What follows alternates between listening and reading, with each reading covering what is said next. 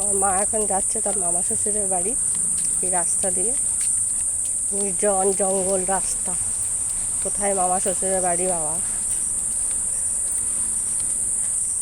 সব চারিদিকে ভুতুরে বাড়ি আর বাগান। হ্যাঁ, কত বড় একটা চালতা গাছ।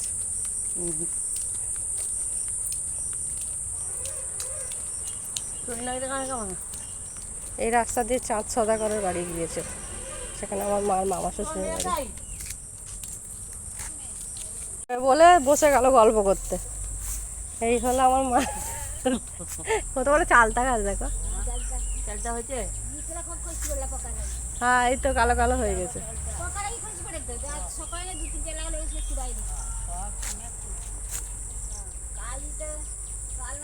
এইগুলো তো সব আগে মান কচু হতো না, সব তুলে দিয়েছে, এখন বসে গেছে গল্প করতে। আর যাবে কিনা